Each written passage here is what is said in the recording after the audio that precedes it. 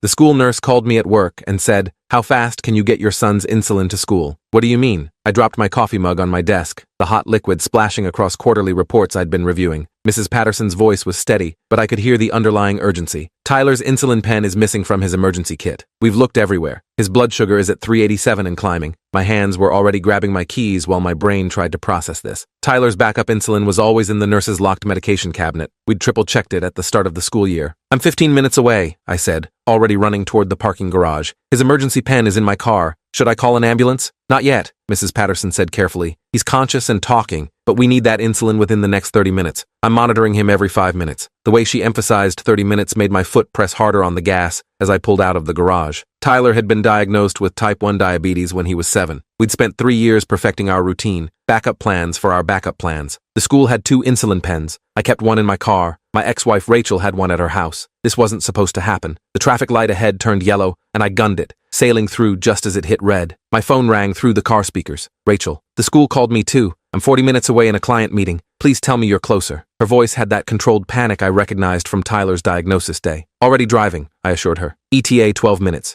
Mrs. Patterson texted me Tyler's latest reading, 402. At 450, we'd have to hospitalize him. At 600, he could slip into a diabetic coma. Each number on that meter was a countdown I couldn't afford to lose. I took the exit for Highway 9 at twice the posted speed, tires squealing. "Dad's coming with your medicine," I heard Mrs. Patterson tell Tyler through our still-connected call. "Just keep drinking water, sweetheart." Tyler's voice came through weak, but trying to sound brave. "Tell him not to speed. I'm okay." That broke me. Even at 10 years old, even with his blood sugar skyrocketing, he was worried about me. The elementary school parking lot came into view, and I pulled directly onto the sidewalk by the main entrance, not bothering with a proper space. I grabbed the insulin kit from my glove compartment and ran through the doors, ignoring the security protocol of checking in at the front desk. The secretary, Mrs. Chen, just pointed down the hall. "Nurse's office. Go." Tyler was lying on the narrow bed in Mrs. Patterson's office, his face flushed and breathing shallow. The glucose meter next to him showed 411. Mrs. Patterson already had an alcohol wipe ready. I pulled out the insulin pen, dialed the correct dose, we'd practiced this so many times, and injected it into his arm. The medicine would take 15 minutes to start working. 15 very long minutes. "How did this happen?" I asked Mrs. Patterson while holding Tyler's hand. "Where's his regular insulin?" She pulled out a form on her clipboard. "Someone checked it out this morning at 8:47 a.m. The signature, it's not one I recognize." She showed me the medication log. Someone had signed R. Morrison in handwriting I'd never seen before. "Who has access to the medication cabinet?" My mind was racing through possibilities.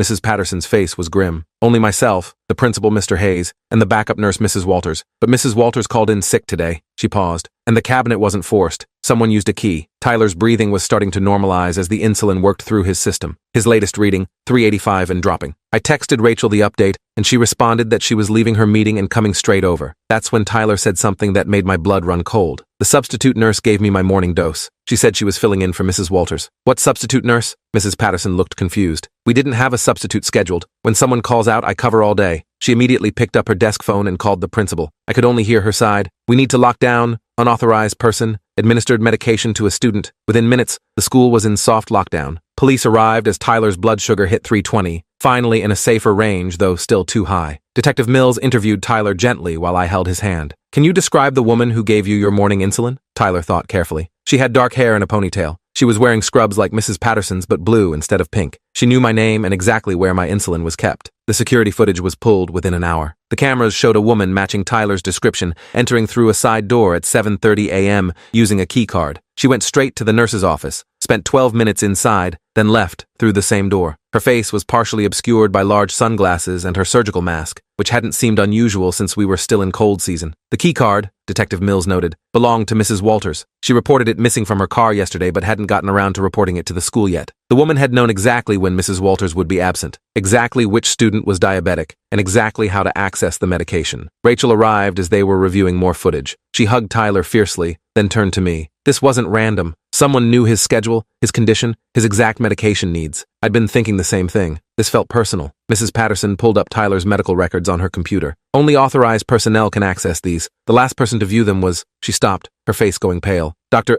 Morrison from the district office, 2 days ago. But Dr. Morrison is a man, and he's been at a conference in Boston all week. Someone had used Dr. Morrison's credentials to access the system. Detective Mills made a call to the district IT department to trace the login. Meanwhile, Tyler mentioned something else. She asked me about Mom's new house. She knew we'd just moved. Rachel and I exchanged looks. She'd only moved 2 weeks ago after our divorce was finalized. The IT trace came back quickly. The system had been accessed from a computer at the public library branch on Maple Street. Detective Mills sent officers to pull their security footage while we waited in the principal's office. Tyler's blood sugar was now at 280, approaching normal, but the question of who had done this and why hung heavy in the room. My phone buzzed with a text from an unknown number. Check your email. Against my better judgment, I opened my email app. There was a message with no subject line from a scrambled address. Inside was a single line. You took everything from me. Now I'm returning the favor. I showed it to Detective Mills immediately. Do you have any idea who this could be? Anyone with a grudge? I couldn't think of anyone initially, but Rachel suddenly gasped. Oh my God, Stephanie, she turned to me. Your former assistant, the one who was fired last year for stealing from the company. Stephanie Brennan. She'd been embezzling funds through fake vendor accounts, nearly $200,000 before we caught her. I'd testified at her trial. She'd gotten 18 months but was released early for good behavior. That was 6 months ago. She'd blamed me for ruining her life, even though she was the one who'd committed fraud. Detective Mills called it in immediately. They had Stephanie's photo from her arrest records and started comparing it to the security footage. The build matched, the height matched. More importantly, her sister worked at the same hospital as Mrs. Walters. They'd have known each other, possibly been friends. Stephanie could have learned about Mrs. Walters' schedule, stolen her keycard, studied our routine. The library footage confirmed it. Stephanie was clearly visible using the computer at the exact time Tyler's records were accessed. She'd worn the same dark ponytail and blue scrubs she'd worn to the school. But what really chilled me was the footage showing her practicing with an insulin pen in the library bathroom, using online videos to learn the proper technique. She'd planned this meticulously. She gave me the right morning dose, Tyler said quietly. If she wanted to hurt me, why give me the right amount? Detective Mills had a theory. She took your backup insulin but gave you your regular dose to buy time. You wouldn't need the backup until lunch. By then, your blood sugar would spike, you'd be in serious distress, but she'd be long gone. The malicious calculation of it made me sick. She'd wanted Tyler to suffer,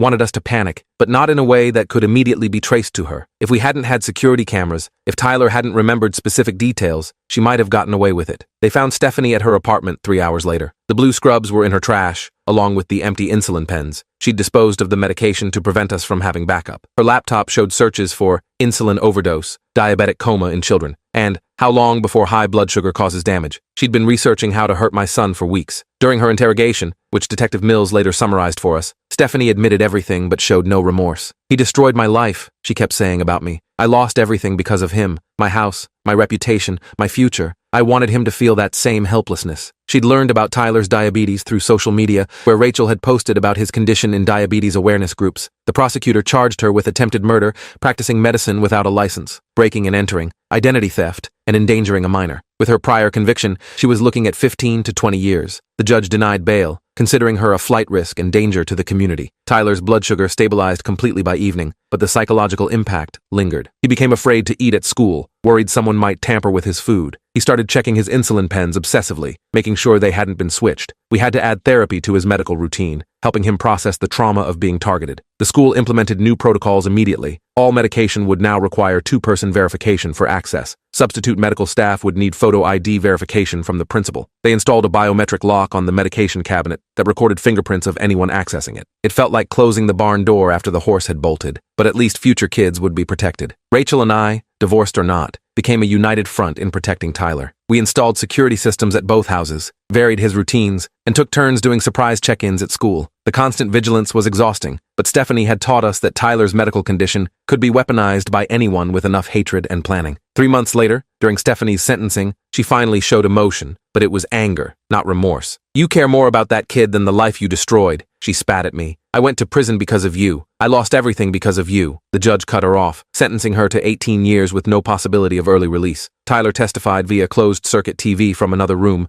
bravely describing his fear when his blood sugar kept climbing and no one could find his insulin. I thought I was going to die, he said simply. I kept thinking about all the things I'd never get to do. His testimony was what convinced the judge to add an extra 3 years to Stephanie's sentence. The endocrinologist adjusted Tyler's treatment plan after the incident. We now kept insulin in multiple locked locations at school, each requiring different access codes. Tyler wore a continuous glucose monitor that sent real-time readings to both Rachel's and my phones. If his levels went above 250, we'd get an immediate alert. Technology became our safety net where human systems had failed. I changed jobs 6 months after the incident, leaving the corporate world for a remote position that let me be more present for Tyler. The pay cut was significant, but being able to drop everything and get to him within minutes felt worth more than any salary. Rachel did the same, negotiating flexible hours that aligned with Tyler's school schedule. The school district settled our lawsuit out of court for $500,000, which went directly into a trust for Tyler's future medical expenses and education. They also named the new medication protocols Tyler's Law, though we'd asked them not to. Every school in the district now had to follow the two-person verification system we'd helped design. Tyler surprised us all with his resilience. He started a diabetes awareness club at school, teaching other kids about the condition. He turned his trauma into advocacy, explaining to anyone who'd listen why medical security mattered. At 11 years old, he was more composed discussing his condition than most adults. 1 year after the incident, Tyler's insulin pump malfunctioned during a school field trip to the science museum. This time, the system worked perfectly. The teacher had backup supplies,